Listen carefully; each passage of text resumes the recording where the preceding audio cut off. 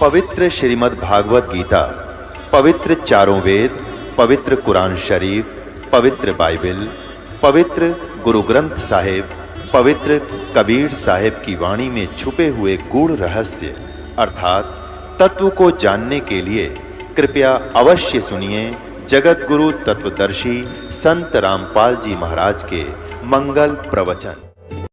अब देख अकल की कमी है।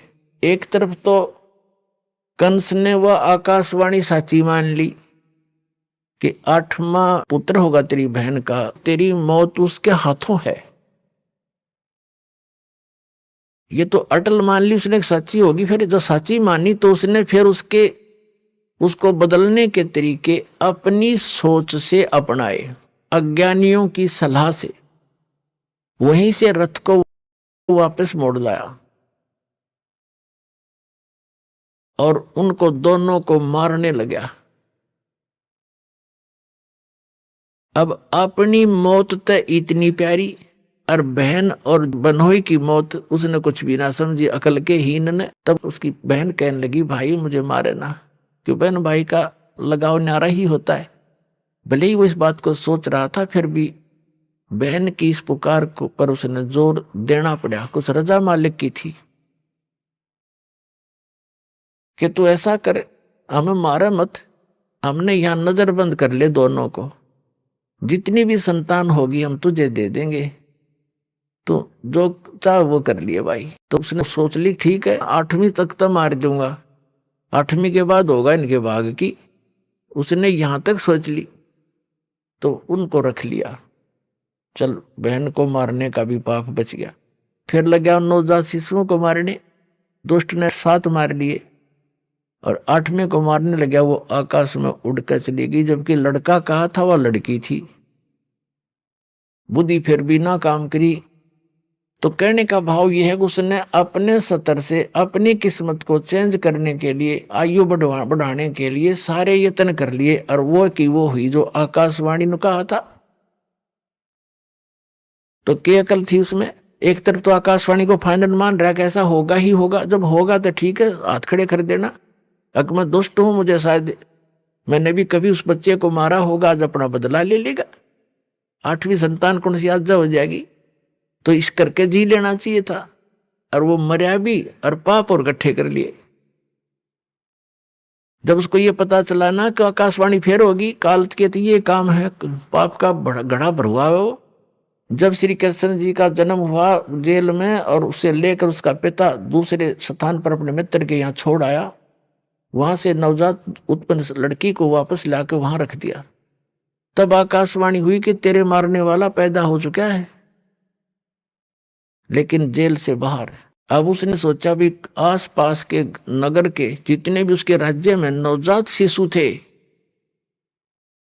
1 दिन का, 2 दिन का, 10 दिन का, महीने के, 6 महीने के, साल के, 2 वर्ष के, 5 वर्ष तक के बालकों को सबको मरवा दिया दुष्ट ने, एक अपनी जान बचाने के लिए। ये है अकल के कमजोर, अकलहीन, ये है अकल लूने। पाप का घड़ा भर लिया और मर के मान्या, मृत्यु हुई जो की तो जो बोला गया था।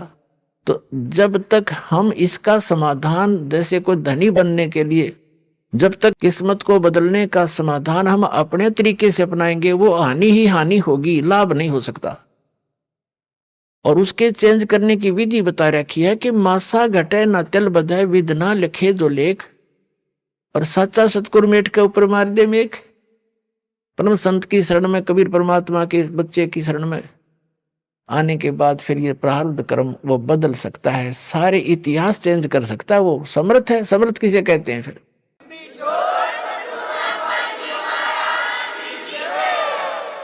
अपने आत्मा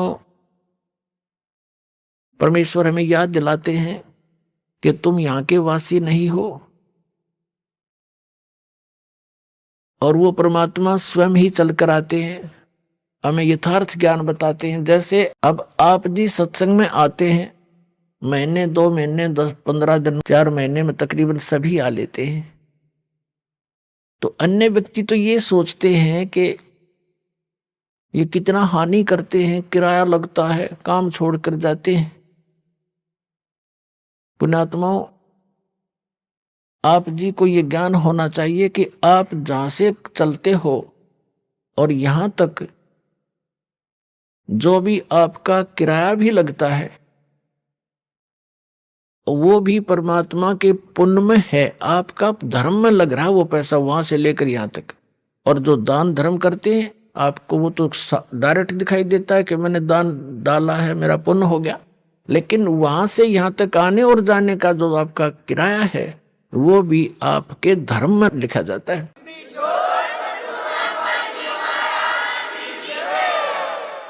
अब बगैर ज्ञान के हम ऐसे उलझे रहते हैं, अपने आप धनी बनने के लिए 100 तरीके अपनाते रहते हैं। परमात्मा कबीर जी कहते हैं, कल्पे कारण कौन है कर सेवा निकाम, मन इच्छा फल देऊंगा जो पड़े मेरे ते काम। कि मेरे सतर का जो भगवान के सतर का तेरा कोई ऐसे कार्य आवेगा, कोई आपत्ति आवेगी,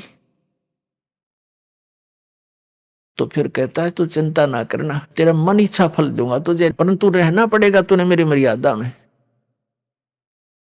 भगत की कैसी मर्यादा है? भगत और जगत का आपस में मतभेद सदा से रहा है। इसका कारण क्या है? इसका कारण यह है कि भगत की परंपरा मर्यादा जगत से भिन्न बन जाती है, और जिन परंपराओं को लेकर वो पहले समाज में चल रहा था, इतने वजन को उठाकर इस भक्ति मार्ग पर प्राणी चल नहीं सकता। जैसे कोई यात्री है, यात्रा कर रहा है, वो पहले ही सोच लेता है आवश्यक वस्तुएं ही लेकर साथ चलो, अधिक गठड़ी उठाने सफर नहीं कर पाऊंगा, उसको अंडरस्टूड होता है, तो ज्यादा नहीं बांधता, एक थैला छोटा सा काख में टांगा, आवश्यक वस्तु डाली और सफर पर चल पड़ता है।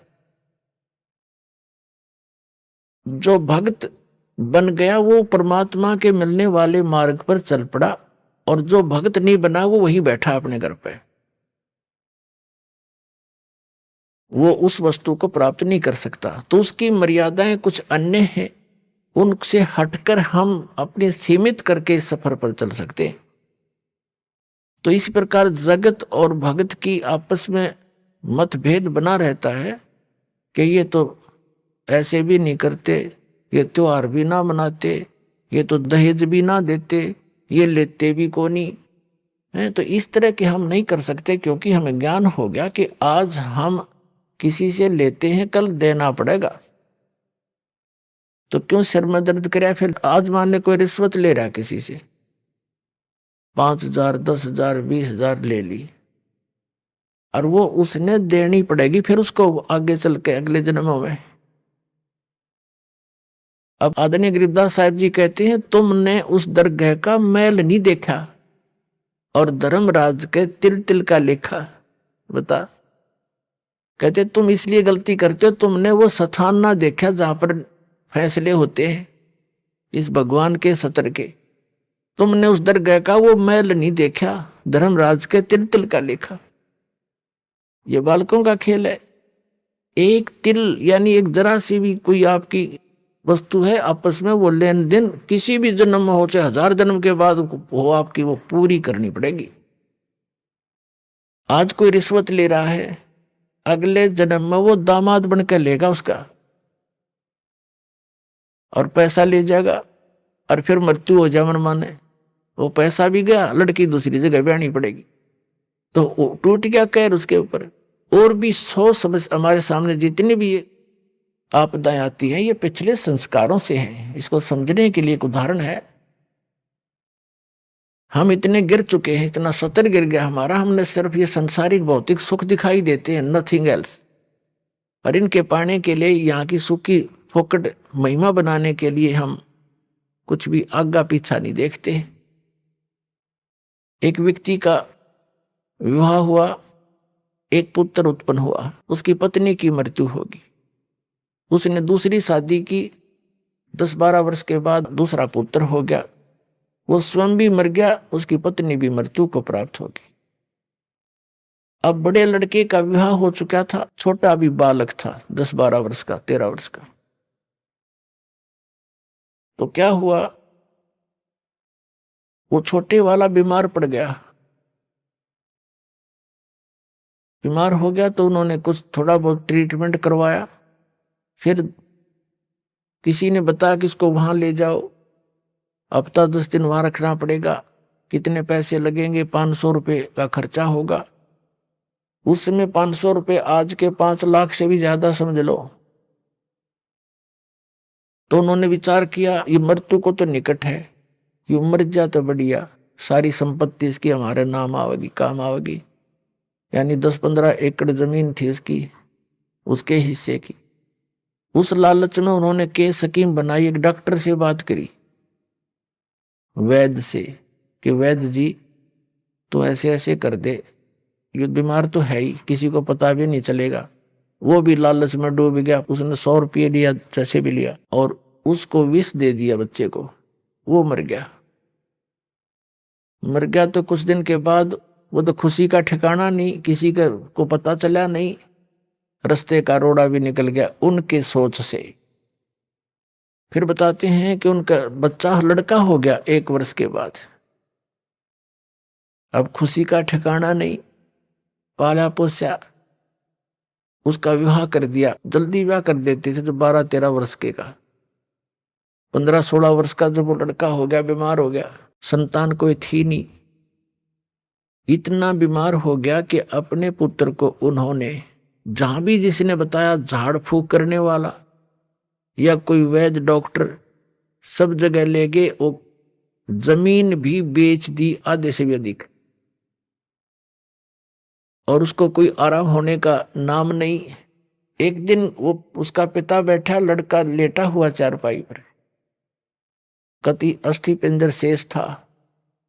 तब उस लड़के ने कहा कि भाई साहब, अपने पिता की तरफ मुंह करके कहा, भाई साहब। अब उसने सोचा तो कति इसकी बुद्धि भी खत्म हो ली, मुझे भाई कहने लग गया। कहा कि भाई साहब मेरी लकड़ियों की व्यवस्था कर ले और एक कफन तैयार कर ले। वो कहता है बेटा मैं तेरा बाप हूं, मैं तेरा पिता हूं, भाई नहीं हूं। बोला नहीं तो मेरा भाई है। अरे सुन ले राम कहानी, मैं तेरा वही भाई हूं जिसको तूने विष देकर मारा था। और किस लालच में कि यह संपत्ति तेरे नाम हो जाएगी। यह संपत्ति भी मेरी आली सारी तूने बेच बेच के मेरे ट्रीटमेंट पर लगा दी है। अब केवल तेरा मेरा हिसाब एक कफन और लकड़ियां का रह रहा, कर ले त्यार। तब उसकी वह बुद्धि के सक्रिय खुल गए। अगर सचमुच मैंने तो नाश करया अपना, अब मेरा भाई मारा और संपत्ति भी गई। रोन लग गया आंखों में पानी भर के। तो वो लड़का कहने लगा भी रोन दौड़ तो कुछ ना पाखंडी, तो अपनी तैयारी पकड़े। अब उसने उस समय विवेक आया कि भाई ठीक है, जैसा इस नीच ने करया मेरे तो आगे आ गई। इबोर तो संतान मेरा हो को नहीं, इकलौता पुत्र था तो मरेगा, मेरा तो वंश नष्ट हो गया। जिसा मुझे मैंने किया ठीक मिला मुझे तो। पर एक बात और बता दे, जो या तेरी पत्नी है, तेरी मृत्यु के बाद अब इसको जीवित जलाया जाएगा, क्योंकि सती प्रथा थी उसमें। पति मर जाता था तो पत्नी से पहले तो पत्नी को जिंदा जलाया जाता था चिता में, जैसे मुर्दे को फूकते, उसको सती कहते। अब इसका क्या दोष, अब इसको जिंदा जलाया जाएगा। तब उसने बताया कि वो डॉक्टर कहाँ है जिसने मुझे व्यस्त दिया था, वैद्य। उन्होंने बताया कि आपके 2-3 वर्ष के बाद उसकी मृत्यु हो गई थी। तो उस लड़के ने बताया कि ये वही है, ये डॉक्टर मेरी पत्नी, अब यो भी भोग लेगा अपने करे हुए को। तो पुण्यात्माओं, ये भले ही आपने कथा लगती हो, पर विधान है परमात्मा का। यो तुमने उस दरगाह का मैल नहीं देखा, और धर्मराज के तिल तिल का लेखा, एक एक पाई पाई का हिसाब होगा वहां पर।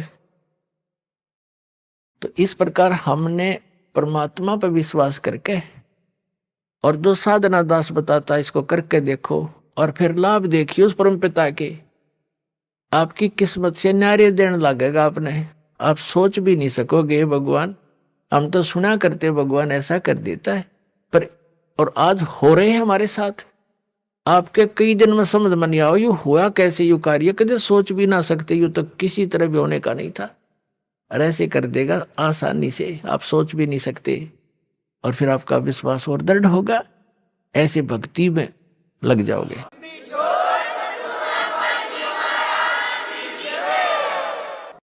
जैसे परमात्मा ने एक एग्जाम्पल दिया, खुद मालिक ने आकर, कुल धनी ने, कबीर भगवान ने, कबीर परमेश्वर काशी में एक धानक बनकर रहा। अब परमात्मा का विधान है कि वो स्वयंभू है, उसकी लीला में लिखा है, वो उसके गुणों में लिखा है, और वो सतलोक से, सचखंड से, जहां भी वो रहता है, हम उसको किसी भी नाम से उस स्थान को पुकारते हैं। अमरलोक कहो, सतलोक कहो, उसको झूलोक कहो,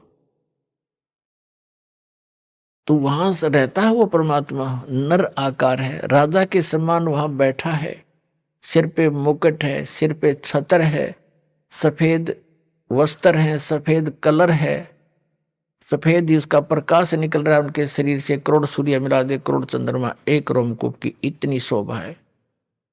और वहां सफेद पृथ्वी है, वो सफेद, जैसे यहाँ की पृथ्वी का कितना बालू रेत जैसा रंग है, लाल लाल गेरुआ सा, कहीं पर काली मिट्टी है, तो वहां का सभी मिट्टी बहुत चमकीली है, सफेद है और उपजाऊ गणी है।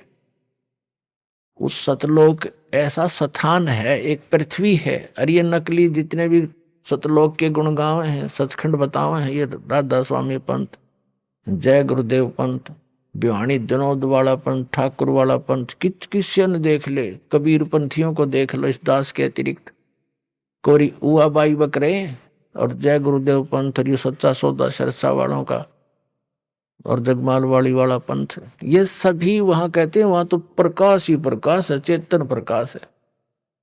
और मुक्त जीव वहां जाकर उसमें मिल जाती, लीन हो जाती है, बस जाकर बूंद समुद्र में।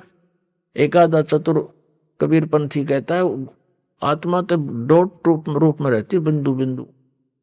खाक देखा उन्होंने परमात्मा को, मूर्ख बना रखा।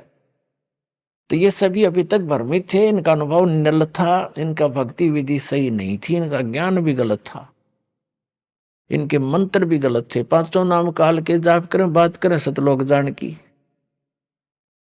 टिकट कटा रहे लोकल बस की, बात करें अमेरिका जान की या अमेरिका से भारत आने की। तो ये कैसे बन सकती ये बातें? तो ये इनके नाम में गलत है वहां जाने वाले, तो कैसे पार होंगे? ये अंडरस्टूड है, क्योंकि हम इतने विश्वासी हैं कि जो गुरु बता रहे हैं फाइनल है बस, और सोचना ही नहीं। ना सोचो, वो शिवदयाल भूत बन गया, बुक्की में बोला अपनी शिष्या में, सारे तुम बोलोगे, और समझदार है उन्हें सोचना पड़ेगा और कल्याण कराना चाहिए। दास की प्रार्थना है, पाछे बनी सो बनी पीछे, अब शेष तो बच जाओ। कितने दिन से शोर मचा रहा हूं, जेल में मैं चला गया तुम्हारे लिए, या सच्ची कहने के चक्कर में, और कहूंगा आखिरी सांस तक, चाहे शरीर रहो या ना रहो, कोई बात है या?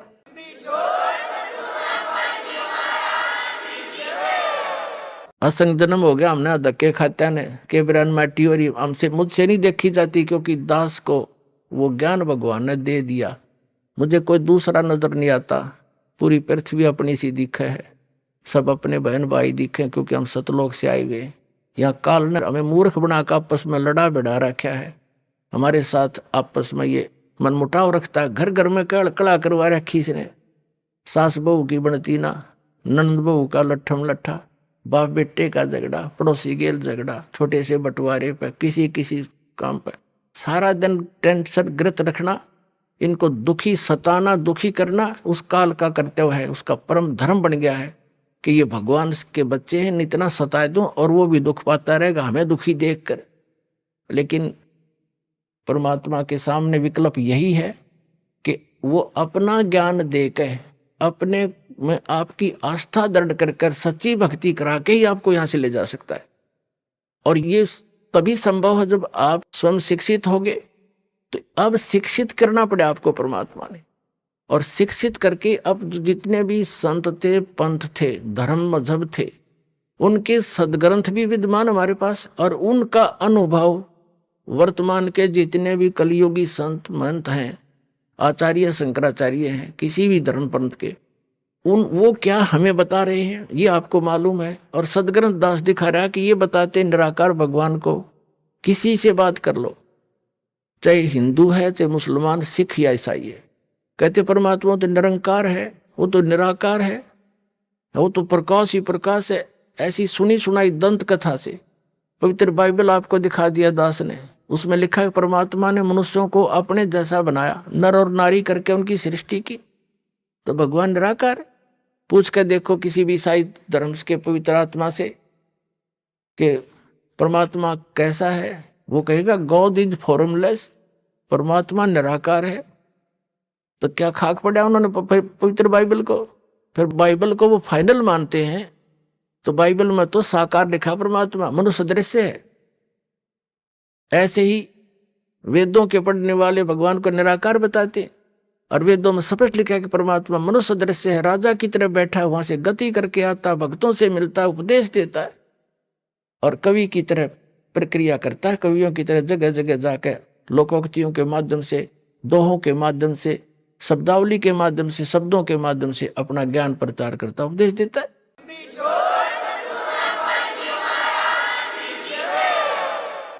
और कुरान शरीफ में लिखा है कि जो पवित्र बाइबल ने जो समर्थन किया है कि परमात्मा ने 6 दिन में सृष्टि रची, 7वें दिन तख्त पर जा बैठा, और उसमें लिखा है कि उस परमात्मा ने मनुष्यों को अपने जैसा बनाया, वही ज्यों का त्यों 40% विवरण पवित्र बाइबल वाला पवित्र कुरान शरीफ के अंदर विद्यमान है। सूरत फुरकानी 25 में आयत नंबर 52 से 59 तक स्पष्ट किया हुआ है कि वो कबीर नाम का परमात्मा है। और कुरान शरीफ के ज्ञान देने वाला अल्लाह कहता है अपने पैगंबर हजरत मोहम्मद को कि आप इन काफिरों की बातों में मत आना, वो कबीर सुप्रीम पावर है, वो कबीर अल्लाह है, वो सर्वशक्तिमान है, सब कुछ कर सकता है, और इस वही है जिसने सबकी रचना करी, वो अपने बंधों के गुनाहों से खूब परिचित है। वो कबीर परमात्मा आपके पाप भी नाश कर सकता है, आपके कर्म के, और वो वही है जिसने 6 दिन में सृष्टि रची, वो कबीर नाम है उसका। और 7वें दिन तख्त पर जा विराजा, उसकी खबर किसी बा खबर से पूछ देखो। जब तख्त पर जा बैठा निराकार कितना हो गया हो, मुसलमानों को पूछ लो भगवान कैसा है अल्लाह, वो तो बेचून है, बेचून मान निराकार। इन पवित्र वेदों को पढ़ने वाले इनसे पूछ कर देखो, अभी तक आपके पास सबका विधान है, हिंदू धर्म में तो आप जन्मे हो, इनका तो खूब पता आपको। ये भी कहते परमात्मा निराकार है, और आपने दास ने उन्हीं के अनुवाद को आपके सरोरू कर दिया, इन अंग्रेजों का कराया हुआ अनुवाद, इंजीनियरों का, इन आर्य समाजियों का आर्य निराकार बताएं, और खुद अनुवाद कर रहे हैं। भगवान राजा के समान देखा जाता है, वहां से गति करके आता है, भक्तों से मिलता है, उपदेश देता है, कवि की तरह घूमता है, और फिर भी निराकार बताओ। सबकी बुद्धि घुमा रखी काल ने। तो पुण्यात्मा अब रजा हुई है परमात्मा की आपके ऊपर, अब आपकी रुचि बढ़ेगी इन प्रमाणों को देख के, सचमुच सारी बात सच्ची, और वह ऐसी सृष्टि है, वहां सब मुक्त पुरानी ठाठ से रहते हैं। जो सुख आप यहाँ खोज रहे हो वहां मिल जाएगा, और यहाँ तो आप रह ही नहीं सकते, चाहे राष्ट्रपति बन जाओ, और चाहे सारी पृथ्वी पर तो मकान बना ले, 100 कोठी बना ले, ये तेरी है नहीं, मूर्ख बंडा बना रहे, तो वहां क्यों ना चल रहे। यहाँ तो जब तक यहाँ रहना है भक्ति कर, जैसा मालिक देता वैसे तो रहे, जो राखे तो ही रहूं, मेरा के चारा, और खाने जाद खरीद हूं गुलाम तुम्हारा। ये परमात्मा मैं तो आपका दास हो गया। हर नौकर की चिंता मालिक ने खूब बनी रहती है। ये दयालु मालिक है हमारा, जो मालिक हमने मान रखा है तो कसाई है। ये ब्रह्म ज्योति निरंजन काल, इसको हमने मालिक मान रखा था, ये तो कसाई है, ये तो आपके अपने स्वार्थवश रोके हुए। और जब हम दयाल की शरण में आएंगे तो हमारे सारे दुख दूर हो जाएंगे। तो कबीर साहब वो दयालु मालिक है, उसकी शरण में आगे तो उसको सब पता है, मेरे बच्चे को क्या आवश्यकता है, मेरे नौकर को सब सुविधाएं देता है, क्योंकि उसके अंदर दया होती है। तो हम उसकी शरण में जब आ गए तो हमारी सब समस्याओं का उसको खूब ज्ञान है।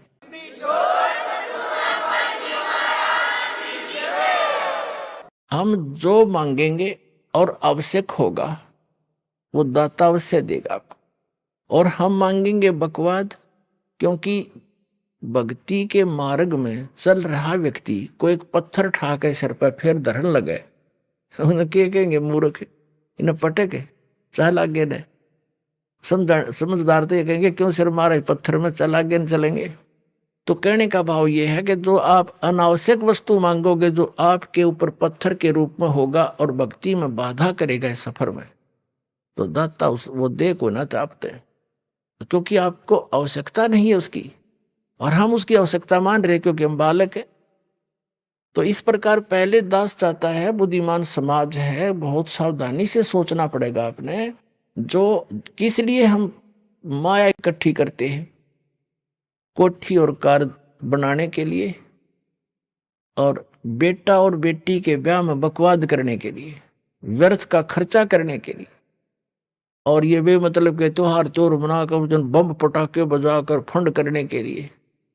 तो ये भक्ता के काम नहीं है। ना जाने काल की कर डारे, किस विध ढल जा पासावे, और जिनाते सरते मौत खुड़क दी उन्हानु केड़ा हसावे। हमने नोट ऐसे डर के रहना पड़ेगा या ना जाने के बिजली गिर जा। जैसे विवाह करते हैं बच्चों का, उसमें 6 महीने पहले तो जनता वाले घर वालों ने बेटी बहनी हो, और लड़के वाले की कभी बराबर खर्च वाले हैं, तो सारा पंगा पा रहे हर तरह का। तो उसके लिए फिर कितने बाद डीजे लाएंगे, हाँ, फिर बड़ी बड़ी बारात, और ये सारा काम बिगाड़ा नहीं फिल्मों ने। फिल्मों में देखा आपने कोई सिंपल वे तो ब्याह होता, बकवाद करें सारी, बड़े बड़े राजे महाराजा की तरह आगे पाछे बैंड बाजते चले, तुरु तुरु तुरु करते चले हैं, लंबे चौड़े लैंप लैंप ला के फंड कर रहे हैं। ये ब्याह करो बकवाद, तुम जुलूस तो पहले काट दे बालका का। तो हमने इस विवाह को बहुत सिंपल वे से करना है, कोई विशेष व्यवस्था नहीं करनी। वैसे तो बुद्धिमान व्यक्ति कोशिश तो अभी कर रहे हैं कि भाई हम तो चुन्नी पे ले आए लड़की को, चुन्नी पे लावे, पर ठीक है, वो भी तो ब्याह है, वो कौन सा ब्याह को नहीं हुआ। और ये 36 बकवाद करके गाना और बजाना, घुटी लानी, फंड करना, डीजे नाचना, ये बकवाद तो नहीं करनी। ना दहेज देना, हम दहेज देकर अपनी बेटी को कितने दिन सुखी कर सकते हैं, कुछ सोच के देखो। कर सकते हो सुखी? बेमतलब का वो बकवाद और भागी निकम्मा बालक है, फिर नो लालच करें जहां उसने सतावा लड़की ने कोर लिया, वो पीवा घुट्टी रो करते लाओ, बेचारी रो पीट के घर वाले देख चल बस जाएगा बेटी का बसेगा भगवान ते, और उससे हमने दूर कर रखी, तो वो तो फिर कर्म में बसेंगे जिसे उसके हैं। तो हम सबसे पहले वो धन देंगे अपनी बेटी को जो कभी खर्च नहीं होगा, और हर समय उसका साथ रहेगा, सारी आपदाओं को टालेगा, और 2 रोटी समय पर देगा। ऐसे हम अपने बेटे को इस मार्ग पर लगाएंगे, वो अपने पर निर्भर होगा, भगवान पर विश्वासी होगा। तो फिर वो और ज्ञान होगा कि आज मैं दहेज लूंगा, कल इसका गधा बन कर दूंगा, क्या फायदा लेने का। तुमने उस दरगाह का मैल नहीं देखा, और धर्मराज के तिल तिल का लेखा। जब इस ज्ञान से परिचित हो जाएंगे तभी तो हम वहां सतलोक जा सकेंगे, तब से हमारी इच्छा हटेगी यहाँ से। अब जैसे आपको बार बार हम बताते हैं, जैसे श्री मद भगवत गीता में कहा है कि अर्जुन उस ज्ञान को तू तत्वदर्शी संतों के पास जाकर समझ, उनको दंडवत प्रणाम करने से, कपट छोड़कर नम्रता पूर्वक प्रसन्न करने से वह तत्वदर्शी संत तुझे उस तत्व ज्ञान का उपदेश करेंगे। वो तत्व ज्ञान है कौन सा? चौथे अध्याय के गीता जी के 32वें श्लोक में कहा है कि अभी तक जो ज्ञान तूने पहले सुना है, चौथे अध्याय के 25 से लेकर 31 तक, उसमें कोई कैसी क्रिया करता है, कोई कैसी भी कर रहा है, कोई देवता पूज रहा है, कोई स्वाध्याय करता है, जैसे कोई गीता का पाठ कर लेता है, कोई ये सुखमणि साहिब का जाप कर लेता है, कोई वेदों के 5-4 श्लोक याद कर लिए उनको रोज रिपीट कर लेता है, कोई 5 बार की नमाज कर लेता है, और कोई मुंह पर पट्टी बांध कर तीक्ष्ण अहिंसावादी व्रतों को करता है, नंगे पैर घूमता है, और कोई देवताओं की पूजा करता है, कोई योगासन करता है, कोई खड़ा होकर तप करता है, कोई बैठ के करता है। ये सभी अपनी अपनी साधनाओं को मोक्षदायक जानते हैं, ये सोच रहे हैं हम जो कर रहे हैं सही है, लेकिन चौथे अध्याय के 32वें श्लोक में कहा है कि इस प्रकार की यज्ञों का, धार्मिक अनुष्ठानों की साधना का ज्ञान ब्रह्मणे मुखे यानी सच्चिदानंद घन ब्रह्म की वाणी में जो परमात्मा सतलोक से चलकर आता है, स्वयं ही उपदेश देता है, वो यथार्थ ज्ञान है, वो तत्व ज्ञान है। उसके अंदर विस्तार से कही गई है। यहाँ गीता अनुवादकर्ताओं ने गलत कर रखा अनुवाद। ब्रह्मणे का अर्थ इन्होंने वेद कर दिया। ब्रह्मणे मुखे है, उसमें मूल पाठ में एक शब्द है ब्रह्मणे मुखे, उसका अर्थ कर दिया इन्होंने वेद की वाणी में। पता वेद वाला ज्ञान तो बोल ले रहा था भगवान, यो गीता ज्ञान दाता श्री कृष्ण में प्रवेश करके। वो तो अब इसी ब्रह्मणे का अर्थ 17वें अध्याय के 23वें श्लोक में गीता जी में किया है। ब्रह्मणे माने सच्चिदानंद घन ब्रह्म, यानी वो परम अक्षर ब्रह्म, वो अन्य परमात्मा है, वो समर्थ परमात्मा है। वो ब्रह्मणे मुखे, यानी यहाँ ब्रह्मणे का अर्थ समझो सच्चिदानंद घन ब्रह्म की वाणी में। मुख माने अपने मुख कमल से उच्चारित वाणी में जो ज्ञान है, उसमें ये धार्मिक अनुष्ठानों का की जानकारी विस्तार के साथ कही गई है, वो तत्व ज्ञान है। चौथे अध्याय के 32वें श्लोक का ये निष्कर्ष है कि धार्मिक अनुष्ठानों की, यज्ञों की वास्तविक जानकारी सच्चिदानंद घन ब्रह्म ने अपने मुख कमल से बोला है उस वाणी में, यानी कबीर वाणी में विस्तार के साथ कहे गए हैं। और उनको कर्म जान, यानी वो काम करते करते कर्म योगी होकर के उनको पूरा किया जाता है, और उसको जानने के बाद तो सभी कर्मों से मुक्त हो जाएगा, सभी पापों से। और वो तत्व ज्ञान है। चौथे अध्याय के 34वें श्लोक में कहा कि उस तत्व ज्ञान को तू तत्वदर्शी संतों के पास जाकर समझ। इससे सिद्ध है कि गीता ज्ञान दाता भी उस ज्ञान से अपरिचित है, नहीं तो लिख देता एक अध्याय और बना देता, ये हो गए तत्व ज्ञान। तो वो तत्वदर्शी संत कौन है? ये दास साध वर्तमान में, ये सचकर मान लियो, थारे जच्चा चाहे ना जतो।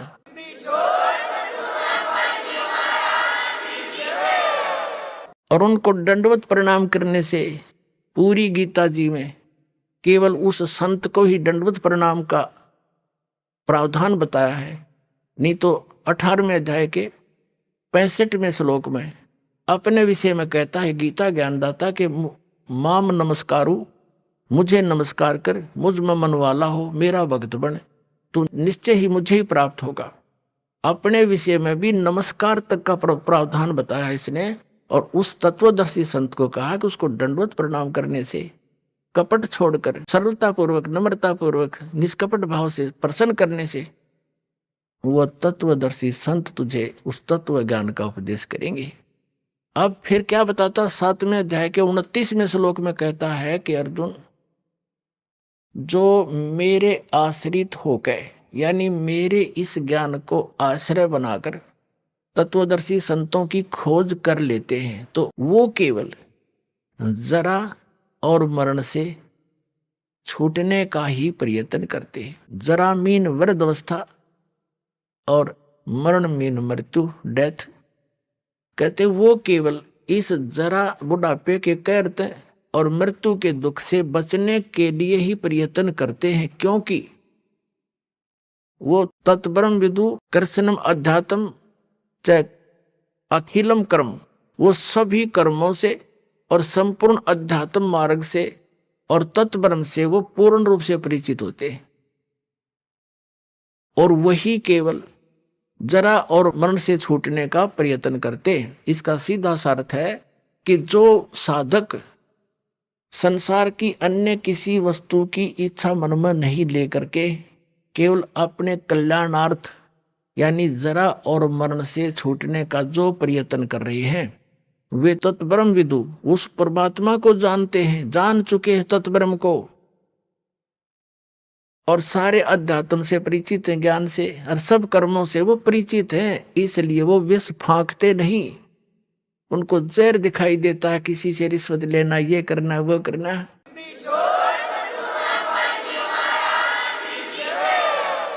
जैसे किर का जहर का रंग होरी हो, कहो कौन तिस खावे राम रंग होरी हो। अगर तो होरी माने खुशी, जैसे होली बनाते हैं अपने हिंदू धर्म में, तो होली का मतलब बड़ी खुशी के साथ नाचते हैं, गाते हैं।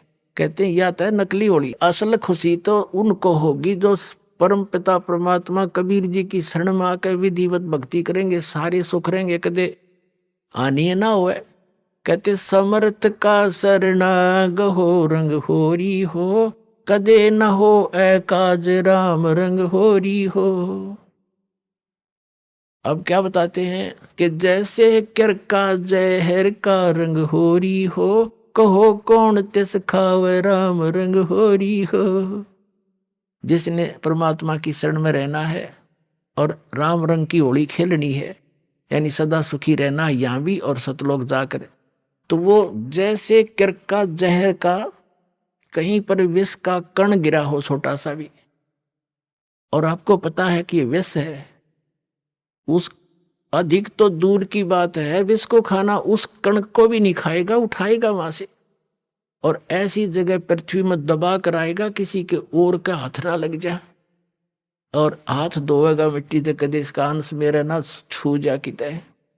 तो कहते हैं जब आप पूरे अध्यात्म मार्ग से और सभी कर्मों से परिचित हो जाओगे, फिर आपको रिश्वत लेना, चोरी जारी ठगी डाके डालना और दहेज लेना और देना दोनों जहर दिखाई देगा।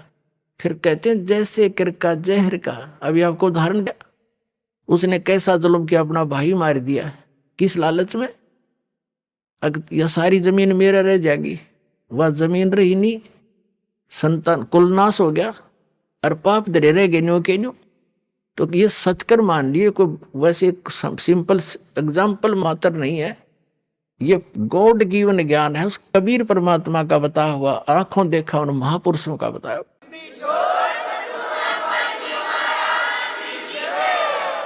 ये कोई डूम बाट के गीत ना समझना, बहुत युगों से आप दुख पा रहे हो और इसी काल के झंझट में उलझ पुलझ कर यही मर जाते हो। तो क्या बताते हैं, जैसे कर का जहर का एक भी किसी का पाई भी लेना, बिल्कुल आपको विष दिखाई देगा। फिर कौन खाओगा उस विष को, कि तुमने उस दरगाह का मैल नहीं देखा और धर्मराज के तिल तिल का देखा, हर पाई पाई का हिसाब होगा वहां पर। तो इसमें तो बहुत बड़ा बखेड़ा बन जाएगा आपके लिए। तो बुद्धिमान व्यक्ति फिर उसका निकट नहीं जा सकता। अबोध बालक जहर चाहे सारा खा जा, लेकिन ज्ञान होने के बाद व्यक्ति विष का निकट नहीं जाता। तो जब तक आप अबोध थे, खाते रहे विष, मरते रहे, गधे कुत्ते बनते रहे, ये विष है, ऐसे संकट भोगने पड़ते हैं अपने को। और जब बुद्धिमान हो गए वो तो इसका निकट भी ना आते। जैसे भक्ति के मार्ग में बहुत ही सीमित सामान लेकर चलना चाहिए। एक समय ये परमात्मा स्वयं आकर के भक्ति दृढ़ करते हैं कबीर परमेश्वर जी। एक समय ये कहीं प्रकट हो गए थे, वहां रह रहे थे एक संत रूप में। उनके शिष्य हुए एक रंग का, एक बंका, एक उनकी लड़की थी, उसका नाम था वंका। और उसी समय उन्हीं के पैरल हुए श्री नामदेव जी, जो छिपा जाति में उनका जन्म था, बड़े महापुरुष हुए। तो पुण्यात्माओं, जैसे हम अन्य संतों के चमत्कार देखकर, उनसे हुई कुछ आध्यात्मिक लीलाओं को देखकर हम उनको परम संत मानकर वहीं तक सीमित हो गए, फिर उनकी समाधि पूजन लग गए यादगारों को। अब वो संत बचपन से ऐसे लीला होती थी उनसे, और उनके इतिहास में लिखा है कि छोटे ही बचपन में से ही उनके ऐसे ऐसे भगवान की तरफ से बहुत से उनके बेनिफिट मिले। तो वो पिछले जन्म के पुण्यकर्मी प्राणी थे, पार हुए नहीं, वो फिर दोबारा आगे जन्म लेकर। तो उनकी बचपन से ही वो भक्ति की जो चमत्कार थी, वो चिंगारियां फट रही थी। कुछ दिन में डिस्चार्ज हो जाती, खत्म हो जाती वो, कुछ दिनों के बाद फिर वो चले जाते ऐसे ही अपना कर्म बिगाड़ कर। उन्हीं में से ये एक नामदेव जी थे। बचपन से ही उनकी पिछले संस्कारों से, पुण्यों से बहुत से ऐसे लाभ हुए। एक बार विठल भगवान की पूजा करते हैं महाराष्ट्र के अंदर, तो विठल भगवान की एक मूर्ति बना रखी होती है। विष्णु है विठल, वैसे विष्णु को विठल मानते हैं, विठल विष्णु जी के अवतार थे। उनकी मूर्ति बनाकर पूजा करते हैं, उनको भोग लगाते हैं और पीछे आप भोजन करते हैं। तो एक बार नामदेव जी के छोटे से थे, उनके पिता ने कहा, बेटा हमने कहीं बाहर जाना है, कई दिन माना पड़ेगा, तुम भगवान को भोग लगाना ठाकुर जी को और पीछे दूध पीना। पहले भगवान को भोग लगाना ठाकुर जी को, विठल जी को, और फिर पीछे ग्रहण करना, अन्यथा पाप लगेगा। बच्चे का बहुत जल्दी असर होता है इन बातों का। माता पिता चले गए, पहले से पैदल जाते थे, पैदल आते थे, 3 दिन जाने में, 1 दिन वहां रुक के 3 दिन आने में लग गए, जैसे भी 1 हफ्ते में आए।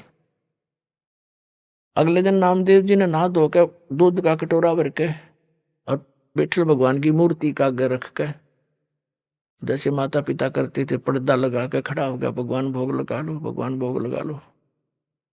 थोड़ी देर में पर्दा उठाया, जो का दो रखा कटोरा, नहीं दूध लगाया, नहीं पिया।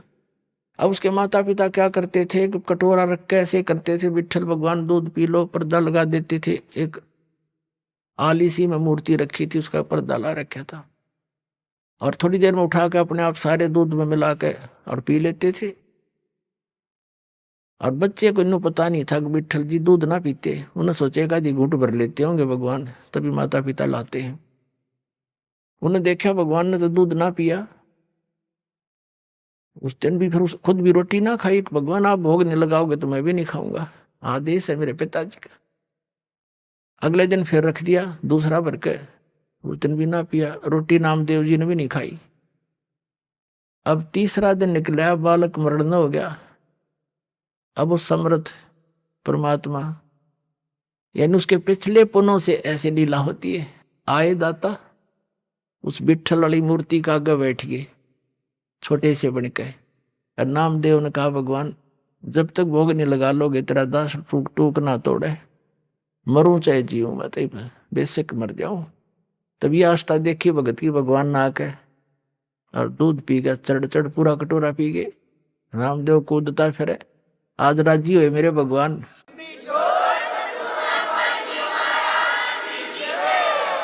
नामदेव जी की खुशी का ठिकाना नहीं, आप भी दूध पिया, छक्कर रोटी खाई, अकाद प्रसन्न हो गए मेरे भगवान, मेरे से कोई रोटी बन गई थी। अब रोज पीवे, रोज दर्दे दूध सामने पीवे गट गट, और फिर मूर्ति सी दिखे। उनके माता पिता आए, उन्हें चिंता थी, बालक है कहीं भगवान को भोग ना लगाया। वो नाते पूछा बेटा क्या विठल जी को भोग लगाया था? माता जी ऐसा बना, 3 दिन तो इन्होंने कुछ नहीं खाया पिया, और मैंने भी नहीं खाया पिया। क्या करा कि मैं दूध रखूं, भगवान ने ग्रहण नहीं किया। मैंने सोचा आपकी याद में दुखी हो रहे होंगे, परमात्मा नहीं पिया होगा, और या मुझसे कोई त्रुटि होगी। तो तीसरे चौथे दिन जैसा भी भगवान ने दूध पिया नहीं, पहले भोग नहीं लगाया 3-4 दिन, और मैंने भी खाना नहीं खाया, मरने को हो गया था। अब बच्चे के मुंह की तरफ देखे वो माता पिता, ये क्या बोल रहा है, क्या कैसे भोग लगाया बेटा तेने, कि भगवान को भोग रख। 3 दिन तो इन्होंने पिया नहीं, चौथे दिन पी लिया दूध, सचमुच। हाँ हाँ, उन्हें सोची लड़का बकवाद करे है, इसने कोई भोग भाग नहीं लाया। क्यों? उनको मालूम था दूध पीता नहीं, मूर्ति पत्थर के दूध पिया करे। वो तो मुंह कर लागे छीटा फिर आप उठा लाया करते थे। उन्हें सोची वो बकवाद कर रहा है, कितना भोग भाग नहीं लाया, खेलता रहा बालकों में। ने बोला साची बता, न तने घड़ेंगे हम, झूठ बोला तू, तो भोग नहीं लगा, मूर्ति थोड़ा दूध पीती है। अगने नहीं दूध पिया, मेरे सामने पिया। उनको और पक्की जचगी झूठ बोला सारी लड़का। ने बोले भाई तू झूठा गणा हो गया नामदेव, और हम तेरे से बात नहीं करते, तेने तो भोग लगा नहीं हमारे भगवान को। वो कहने लगे हमारे सामने लगा के दिखा कैसे दूध पिया। उन्हें प्रतिदिन जैसा करता था, पूरे रूटीन से धोया, कटोरा दूध का भरा और रख दिया। हे भगवान मेरे माता पिता के विश्वास नहीं हो रहा दाता, भोग लगाओ। उसी समय मूर्ति से हाथ से निकले नू कचिया कचिया, और पकड़ कर उनके सामने माता पिता के सामने गट गट दूध पी गया।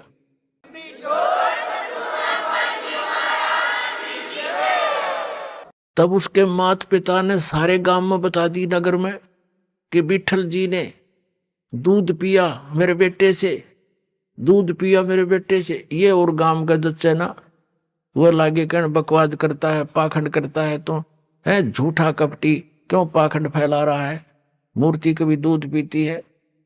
पंचायत होगी, पंचों ने फैसला किया कि हमारे सामने दूध पिलाओ भाई, जब मानेंगे ना तुम्हें गांव से निकालेंगे तुमको।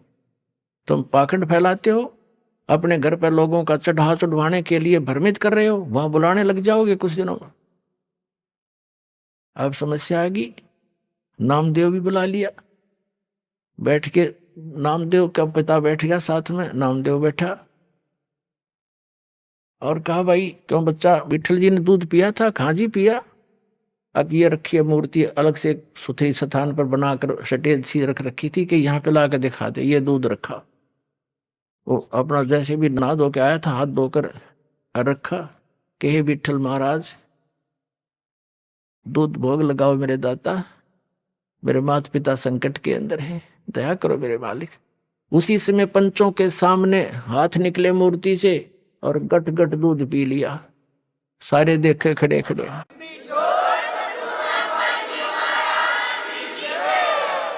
अब इस चमत्कार को देख कर भी नामदेव जी की इतनी महिमा होगी, आसपास के क्षेत्र में पूज्य होगी। अरे ये अब वो क्या करते थे, कुछ थोड़े से बड़े हुए किसी से नाम लिया, ओम नाम का जाप करते थे। फिर परमात्मा मिलते हैं आकर ऐसी पुण्यात्माओं को, जैसे उनका विधान है, वो नेक आत्माओं को मिलते हैं, अच्छी आत्माओं को मिलते हैं, दृढ़ भक्तों को। तो कबीर साहब उनसे मिले, ज्ञान दिया कि ऐसे ऐसे भाई ओम नाम का जाप तुम कर रहे हो गुरु से लेकर के, ये तो ऐसे ऐसे सारी सतिथि बता दी। और इससे आगे एक और मंत्र है जो दास देगा आपको, और उससे मोक्ष होगा। ये तो असंग जन्म हो गए, जन्मते मरते। और ये छोटे मोटे जो लीला हुई है ना, ये तेरे पिछले पुण्यों से हुई है। आगे चार्जर ठीक नहीं है, पीछे बैटरी चार्ज थी, तब तक यह काम कर रही है। सारा समझाया उनको, जैसे भी उस भाषा में। तो भी नामदेव जी ने नाम ले लिया, किससे? उस संत से जो स्वयं मालिक गुप्त रूप से रहा करते थे। अब नाम भी ले लेते हम, लेकिन वो पुरानी जो साधनाएं हैं, जो क्रियाएं मन में समारी हैं, वो भी साथ करते रहते। आइए अब हम उन श्रद्धालुओं के अनुभव जानते हैं जो जगत गुरु तत्वदर्शी संत रामपाल जी महाराज जी से दीक्षा प्राप्त कर चुके हैं तथा उनके द्वारा बताए गए भक्ति मार्ग पर चल रहे हैं। नमस्कार सर। नमस्कार सर। सर क्या नाम है आपका? रोहित कुमार जी। रोहित जी आप कहाँ से हैं? रामगढ़ झारखंड से। रोहित जी, संत रामपाल जी महाराज से नाम दीक्षा आपने कब ली? 15 नवंबर 2013 को। संत रामपाल जी महाराज से नाम दीक्षा लेने से पहले क्या आप कोई भक्ति साधना भी करते थे? जी करता था, वही जो परंपरा से जो रूढ़िवादी चलते आ रहा था, देवी देवताओं की पूजा पाठ, भूत भैरव की, यही सब करते थे सर। जैसे पहले हम लोग थे तो समझिए कि हम लोग इंसान मानव नहीं थे, हम लोग राक्षस स्वभाव के इंसान थे, व्यक्ति थे। हम लोग जो भी पहले भक्ति या साधना करते थे या जो भी पूजा पाठ करते थे, उसमें हम लोग का मुख्य आहार होता था, पूजा जैसे समापन होता था, उसके बाद मांस खाना, शराब पीना। और हम लोग का यहाँ परंपरा है कि जैसे कोई भी त्यौहार हो या कुछ खुशी का माहौल हो तो यहाँ पे बलि करके और उसका मांस खाना, पार्टी चलाना, बलि प्रथा चल रहा था। और इसी तरह से हम लोग कर भी रहे थे, जो हम लोग का परंपरा चलते आ रहा था उसी के हिसाब से हम लोग भी करते आ रहे थे। हम लोगों को कोई पता था नहीं, जो भी देखा था वही करते आ रहा था जी। तो फिर संत रामपाल जी महाराज जी की शरण में आप कैसे आए? जी पहले तो जैसे पूजा पाठ यहाँ पे होता था, पर मैं उतना नहीं करता था। मैं एक नास्तिक टाइप से हो गया था, मैंने कि जहाँ खाने पीने को मिल जाता था मैं वहाँ पे चल जाता था, चाहे भगवान के भक्ति का नाम लेके हो या अन्य कोई भी काम हो। लेकिन एक मेरा साथी था जो हम लोग पहले कभी साथ हुआ करते थे, उसके माध्यम से हम संत रामपाल जी महाराज जी के शरण में गए। संत रामपाल जी महाराज से नाम दीक्षा लेने के बाद क्या आपको लाभ भी मिले? जी सबसे पहले तो ये लाभ हुआ कि सर पहले हम मानव नहीं थे, भले हम लोग शरीर मानव का था पर गुण हम लोगों के बीच में मानव का नहीं था। हम लोग पूरी तरह से राक्षसी आहार करते थे, राक्षसी भोजन करते थे और मांस और वही शराब का हम लोग का सेवन होता था। आपको विश्वास नहीं लगेगा सर, हम शराब बहुत ज़्यादा पीते थे। हम प्राइवेट कंपनी में जॉब करते थे, वहाँ पे 2 शिफ्ट ड्यूटी चलता था, नाइट और डे। जब हम लोग नाइट ड्यूटी करते थे और सुबह को 4 बजे हम लोग निकलते थे फ्रेश होने के लिए, तो हम लोग नदी की तरफ नहीं जाके हम लोग गांव की ओर जाते थे और गांव में जाके पहले हम लोग 2 गिलास शराब पीते थे और शराब पीने के बाद हम लोग आगे फिर कुछ काम करते थे। फिर शाम होता था, फिर 4 से 5 बजता था शाम को, फिर शाम को भी 2 गिलास पीते थे। यानी बिना एक भी दिन ऐसा नहीं होता था जिस दिन हम लोग दारू नहीं पीते थे, चाहे वो देसी हो चाहे अंग्रेजी हो, किसी भी प्रकार की दारू होना चाहिए था। और कोई भी खुशी का माहौल होता था, कोई भी त्यौहार होता था तो हमारा घर में भी पूरे के पूरे माने पूरी तरह से मांसाहार थे। हम लोग खुद का अपना घर में कोई भी खुशी का माहौल होता था तो जैसे एक बकरा ले आया, उसका बलि करके और उसका मांस को अपने घर में सभी परिवार मिल के खाते थे। नशा तो केवल पुरुष लोग ही करते थे पर मांसाहारी सभी थे। लेकिन जब से संत रामपाल जी महाराज जी के शरण में आए और संत रामपाल जी महाराज की दया हुआ तो ये सारे के सारे नशा हम लोग का मैंने एक दिन में छूट गया। इसमें कोई हमारा ना इलाज कराना पड़ा, ना किसी तरह का दवाई या किसी प्रकार का कोई सेवन नहीं किया। संत रामपाल जी महाराज जी की कृपा से ये ऑटोमेटिक ही समाप्त हो गया। और एक बार की घटना है कि हम लोग खेत में हल जोतने के लिए गए हुए थे और ऊपर से 11,000 का तार जो है क्रॉस किया हुआ था और नीचे बांस लगा हुआ था, तो उस बांस को काट के हमने नीचे गिरा दिया। नीचे गिराने के बाद में हमने सोचा कि इसको उठा के साइड में कर देता हूँ। तो हमें जब काट रहा था तो तब तो ध्यान था कि ऊपर में 11,000 का लाइन क्रॉस किया हुआ है, तो बच के हमने काट लिया। और जब उसको उठा के साइड करना था तो हमने ध्यान नहीं दिया कि ऊपर में तार भी है और यूँ ही हमने उठाया बस तार में सट गया वो बांस। हरा बांस था, खाली पैर में था, ज़मीन में गिल्ली थी। अब जैसे ही करंट लगा पूरा मुंह से आवाज़ निकला, बहुत ज़ोर से चिल्लाया। संत रामपाल जी महाराज की ऐसा कृपा हुआ कि उन्होंने हाथ हमारा बांस से अलग कर दिया, यानी कि बांस हमारा हाथ से छूट गया। और जैसे ही बांस छूटा हमने तो पूरा सन्न रह गया, मैंने बैठ गया वहाँ पर ही। जितने भी अगल बगल के लोग थे सारे देख रहे थे कि ये आवाज़ कहाँ से आया, कैसी आवाज़ था, कुछ हुआ भी नहीं है ना। फिर हमने 10 मिनट तक, हमको पता नहीं था कि हम जिंदा कैसे हैं, है ना। 10 मिनट बैठने के बाद में फिर मेरा मम्मी भी वहीं पर थी, पिताजी भी वहीं पर थे। फिर उन लोगों को बताया कि इस तरह से हुआ था, मेरे साथ घटना घट गया। संत रामपाल जी महाराज की दया हुआ कि हमने बच गया। संत रामपाल जी महाराज ने हमें बचा लिया। और एक मेरा मौसा का लड़का था, उसका दोनों किडनी पूरी तरह से ख़राब हो चुका था। उसका शरीर पूरा सूज गया था, वो बैठ भी नहीं पाते थे, चेयर में भी नहीं बैठ पाते थे, केवल बेड पे लेट के रहते थे। और रांची में उसका इलाज चल रहा था। और वहाँ का जो डॉक्टर था वो किनारे बुला के बता दिया कि ये लास्ट स्टेज पर है, जो 2-4 दिन, जितना दिन भी ये रहता है इसका सेवा पानी कर लो, ये अब लास्ट है इसका, ये उम्मीद मत करना। उसके दोनों किडनी में ख़राब हो गए थे और शरीर पूरा सूज चुका था। उन्हें देखने से भी आदमी को भय लगता था, पूरा डरावनी जैसा शरीर हो गया था उसका। फिर उन्होंने जब सभी जगह से उसको कोई इलाज नहीं मिला, फिर डॉक्टर जवाब दे दिए, तो फिर वो आए हमारे घर पे। तो भैया ने उसको एक बार बताया था कि इस तरह से अगर दिक्कत है तो आप संत रामपाल जी महाराज के शरण में आ जाइएगा, तो परमात्मा की दया से कुछ राहत आपको मिल सकता है। तो उस समय बरवाला घटना हुआ था, तो उस समय कहीं पर सारे सेंटर बंद थे और झारखंड में भी कोई सेंटर खुला नहीं था।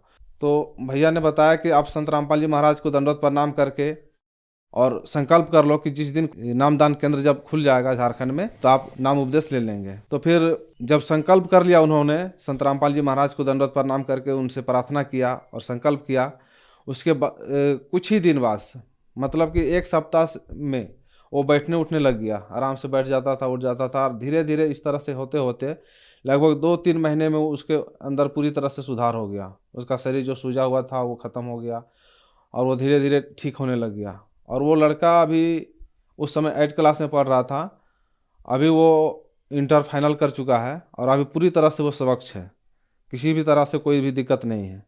और जब संत रामपाल जी महाराज का जो नामदान केंद्र खुला था झारखंड में सबसे पहले, तो सबसे पहले नाम उपदेश उन्होंने लिया, पूरा परिवार लिया। उसकी रिपोर्ट भी आप देख सकते हैं, उसका रिपोर्ट सारा है, आपको दिखाता हूँ। और मेरे पिताजी थे, पिताजी को खांसी होता था और खांसी के बाद उसको थूकने से खून आता था, ब्लड आता था। और हम लोगों ने बहुत सारे हॉस्पिटलों में दिखाया, बड़े बड़े हॉस्पिटलों में दिखाया, लेकिन उसका बीमारी का कुछ पता नहीं चल पाता था। वो हम लोग देखते थे तो लगता था कि इसको टीबी की बीमारी है, टीबी की बीमारी में ही ब्लड आता है थूकने पे। लेकिन टीबी का बीमारी था नहीं, हम लोग इलाज कराते कराते थक गए। उस समय हम लोग जुड़े भी नहीं थे, केवल हम लोगों को संत रामपाल जी महाराज जी का बुक मिला हुआ था और उसका भैया अध्ययन कर रहे थे, उन्हीं को कुछ उसके बारे में जानकारी थी। तो जब हम लोग परेशान थे तो भैया ने जिनसे किताब लिया था उनसे पूछा कि इस तरह से मेरे पिताजी को दिक्कत है, परेशानी है, और वो 6-7 महीने से मैंने लगातार बीमार ही चल रहे थे, कोई उसका दवा काम नहीं कर रहा था, तो उसका शरीर भी पूरा सूख चुका था। ऐसा लग रहा था कि ये अब नहीं बच पाएंगे। लेकिन जब भैया ने उनसे पूछा तो उन्होंने बताया कि आप संत रामपाल जी महाराज से एक बार प्रणाम करके उनसे प्रार्थना कर लो और संकल्प कर लो कि अगर पिताजी ठीक हो जाते हैं तो हम आपके शरण में आएंगे। तो भैया ने फिर उसी समय संत रामपाल जी महाराज का जो बुक में फ़ोटो होता है उस वहाँ पे प्रणाम किया। उस समय पता नहीं था कि दंडवत प्रणाम कैसे होता है या कैसे करते हैं लोग, वो नहीं था। लेकिन जैसे हम लोग पहले प्रणाम करते थे, अपने हिसाब से उनको प्रणाम करने के बाद में संकल्प किया कि हमारे पिताजी का बीमारी ठीक हो जाएगा तो हम लोगों ने पूरा परिवार नाम उपदेश लेंगे। इतना कहने के बाद ही कुछ दिनों के बाद ही एक छोटा सा डॉक्टर जो गांव में होते हैं, उस टाइप के डॉक्टर से केवल 10 या 15 रुपया का दवा लिया था मात्र, और उसी दवा को खाने के बाद उसको उल्टी आया, और इतना खतरनाक उल्टी आया कि देखने के बाद तो हम लोग डर गए कि अब ये नहीं बचेगा। और जितना भी उसका अंदर का कचरा था वो सारा निकल गया। उसके बाद से संत रामपाल जी महाराज की दया से वो पूरी तरह से ठीक है और वो अभी स्वच्छ है पूरी तरह से, कोई भी उसको अभी दिक्कत परेशानी नहीं है। और एक लाभ है कि जो मेरा एक बच्चा था, लड़का था, वो करीब चल रहा था, छोटा ही था, केवल चलता भूलता था, लेकिन वो किसी तरह से गलती से छत पे चला गया और छत में जाने से वो आंगन में गिर गया। सर उसका नीचे हो गया और वो पूरी तरह से आंगन में गिर गया। आंगन में पूरी तरह से पक्का किया हुआ है। अब उतनी ऊपर से गिरने के बाद भी वो बच्चा कुछ मिनट के लिए तो वो सुन्न रह गया, लेकिन 2-4 मिनट के बाद ही संत रामपाल जी महाराज से फिर प्रार्थना करके उसको प्रणाम करवाया गया। प्रणाम करके फिर संत रामपाल जी महाराज से प्रार्थना करने के बाद ही फिर वो लड़का होश में आ गया और पूरी तरह से ठीक हुआ। उसको कहीं डॉक्टर के यहाँ भी कुछ नहीं, 1 रुपया का दवा भी नहीं करवाना पड़ा। सर, संत रामपाल जी महाराज से नाम दीक्षा लेने के बाद आपको बहुत अद्भुत लाभ मिले। जैसा कि आपने बताया कि आपके यहाँ बलि प्रथा है, तो वो भी आप मांस वगैरह बहुत ज़्यादा खाते थे और नशा भी करते थे। संत रामपाल जी महाराज अपने अनुयायियों को लाभ देने के साथ साथ एक सभ्य समाज भी तैयार कर रहे हैं। तो जो लोग आज आपको टीवी पर देख रहे हैं और ख़ास करके झारखंड वाले जो हैं, उनके लिए आप क्या कहना चाहेंगे? मैं सभी से यही कहना चाहूँगा कि आज सभी समाज के लोग पढ़े लिखे हैं और सोशल मीडिया इतना आगे चला गया है कि आप किसी भी तरह का किसी भी जानकारी को आप देख सकते हैं, जान सकते हैं, परख सकते हैं, है ना। तो संत रामपाल जी महाराज जी के प्रोग्राम हैं या अन्य जितने भी है वो सोशल मीडिया पे सारे छाए हुए रहते हैं। आप YouTube channel, Facebook, YouTube, Instagram, जितने भी सोशल मीडिया प्लेटफॉर्म है, सभी जगह पे आपको संत रामपाल जी महाराज का कहीं ना कहीं कुछ ना कुछ मिल ही जाएगा। ऐसा नहीं कहीं आपको खाली नज़र नहीं आएगा।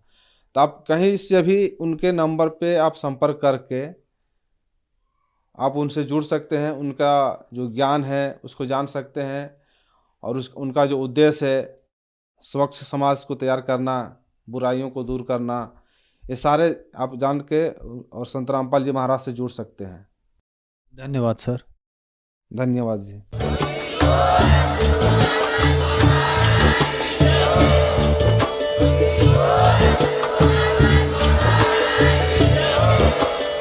आप सुन रहे थे जगत गुरु तत्वदर्शी संत रामपाल जी महाराज जी के मंगल प्रवचन। अधिक जानकारी के लिए विजिट कीजिए हमारी वेबसाइट www.jagatgururampalji.org। संत रामपाल जी महाराज जी के शुभ आशीर्वाद से पूरे विश्व भर में 500 से भी ज्यादा नाम दीक्षा केंद्र हैं, जिन पर संत रामपाल जी महाराज जी द्वारा ऑनलाइन निःशुल्क नाम दीक्षा दी जा रही है। अपने नजदीकी नाम दीक्षा केंद्र का पता करने के लिए संपर्क करें 822288